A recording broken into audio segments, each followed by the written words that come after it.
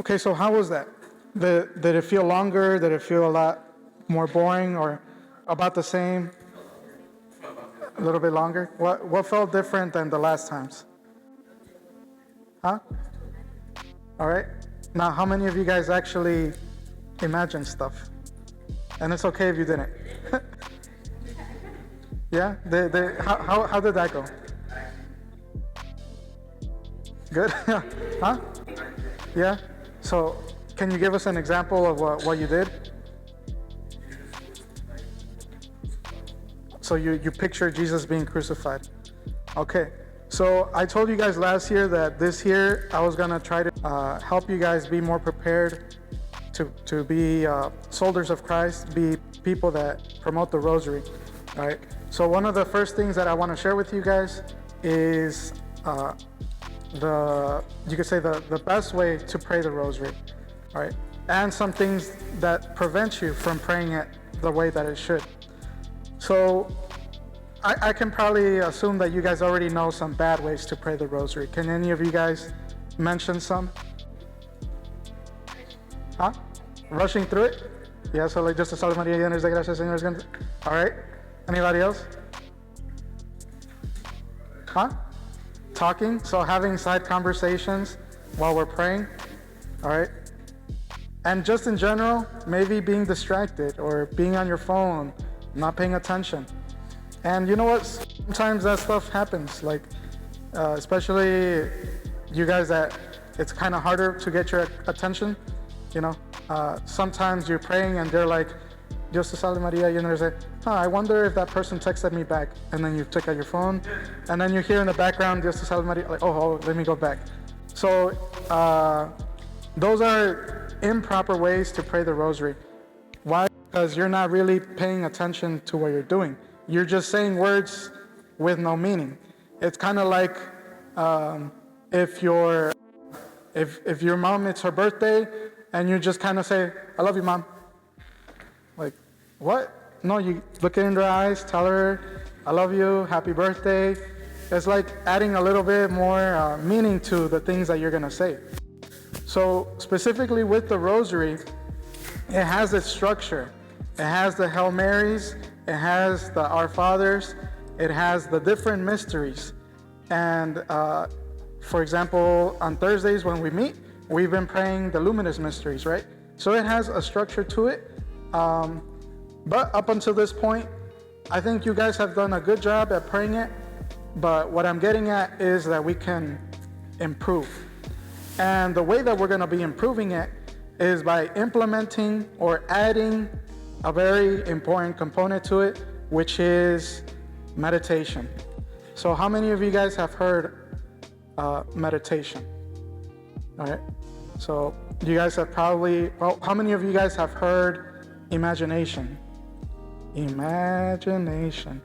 Anybody know what that is? SpongeBob, right? So meditation is using your imagination. Is putting yourself in that mystery. So if I told you guys right now, I want you to meditate on the Nativity, would you guys be able to do that? You think? The Nativity? Good question. When Jesus was born. Well, then just say that. All right. So how many of you guys, if I told you right now, meditate on Jesus being born, would you be able to do that? Yes. Yes? Like imagination. All right. So many times. All right. So how many of you guys think it would be kind of hard to picture that? A little bit? No? All right, here's another question. How many of you guys right now can picture peso pluma without even thinking about it, right? All right, now, what about peso pluma with a purple balloon? Can you picture peso pluma with a purple balloon? All right, can you picture peso pluma with a purple balloon coming up to you and saying happy birthday? No? All right, but you can think of Peso Pluma, right? Because you could picture. And what am I getting at? When you guys are praying the mysteries, all you're doing is that same thinking process, picturing it. If you can picture something as random as a cat in your head, then you can picture the mysteries. But the reason that it's so powerful is because you're bringing yourself to very holy moments. So for example, we mentioned the nativity. So with the nativity, you can meditate on Jesus being born. You can think about, I wonder what it was like for Jesus to be a little baby. What was it like to pick up that little baby? What was it like to see his little fingers, to grab his little hand and just kind of, what was it like to see Jesus smiling back at you? And these are powerful because it makes the mysteries more personal. It makes Jesus in a way closer to you. So it's not always going to work. Sometimes it's going to be hard to put yourself in that type of meditation. But the reason that we do it is because prayer connected with meditation is more fruitful than prayer without meditation. Is that clear? Yes. So we know so far that if you pray the rosary super fast on your phone, not paying attention, is going to have bad results. Well, taking your time with the rosary, thinking of the mystery, placing yourself in it, it's going to have a stronger effect. And so that's, I guess, the first thing for this week that I want you guys to think about, that when you're praying the rosary, I want you guys to think about what you're praying about. Don't just say, Hail Mary, full of grace, the Lord is with thee, or Dios te salve Maria. And again, it's not always going to be the perfect rosary. Sometimes maybe you're going to be driving with your family and you're like, all right, we're going to listen to a rosary on the radio or something. It's good. A rosary, even if it's bad, is better than no rosary.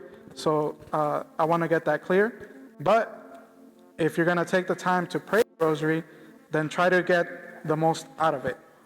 And so in the next couple of weeks, I'm going to try to help you guys to meditate on those mysteries, because the goal is that the more you're meditating on the life of Jesus, the life of Mary, the life of the apostles, the more easy it's going to be for you to live that kind of life. So for example, with me, for me, when I think about the Passion of Christ, when he was crucified, when he was scourged, when they put a crown of thorns on him, those are my favorite mysteries. Why? Because it reminds me of all the pain that Jesus went through for me. And that reminds me how much he loves me.